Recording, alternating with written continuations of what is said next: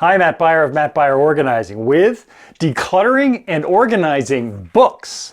I think I'll keep that one.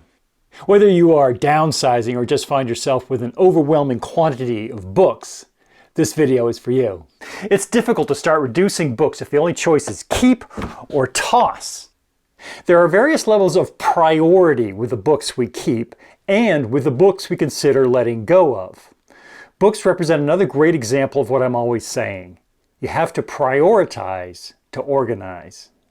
A familiar approach to organizing books is to sort by category: fiction, nonfiction, biography, reference, self-help, cookbooks, etc. But I recommend another approach to help with the prioritizing that is more effective. Ask why you are keeping a book, because why takes you to where. This is particularly useful if you are downsizing. Maybe you no longer have a full room that you'd call a library, so what are you going to do with all these books? Here are some examples. Unread books that you want to make a point of reading should go in a reading area, maybe in the living room or bedside. Books for reference with information that you can't get online should go to a home office area. Books for purely sentimental reasons can be stored more remotely. Maybe binned in your basement if you are short on bookshelf space. Books for looks should be displayed prominently, maybe on a coffee table or a living room shelf. And books of value should be stored out of the light. If the goal is to eventually sell these books, then condition is your priority. Okay, so this is an effective way to reduce the books in one big space. But how does it then cut down on the quantity? When you start by getting clear on why you are keeping a book, it then becomes significantly easier to let go of a book.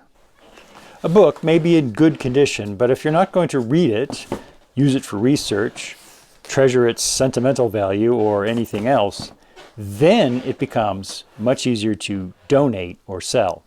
And yes, if it is in bad condition and fills none of the criteria, you should just toss it. For books that you are ready to donate, check with your local library. Sometimes they hold book sales. It's also worth checking with your local transfer station. In my local one, books are a very easy drop-off. If you have books to sell, there are online options, but you have to sell them one book at a time.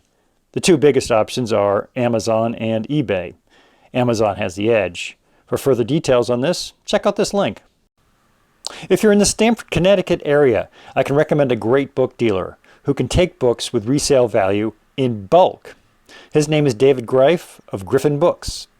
So now you have reduced your excess books, and organizing your keepers now suddenly becomes significantly easier because you have worked out where they are going to go.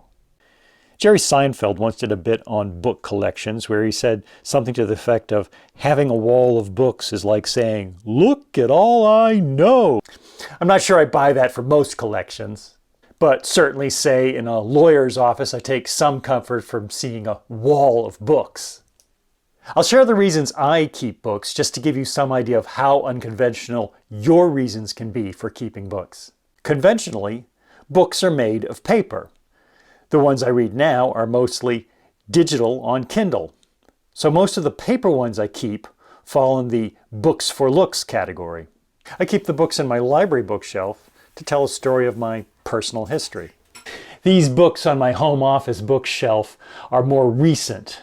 They serve more as a backdrop for these videos than anything else. That's an example of another unconventional reason for keeping books. So if the reason why is for looks, then sorting by color actually does make sense.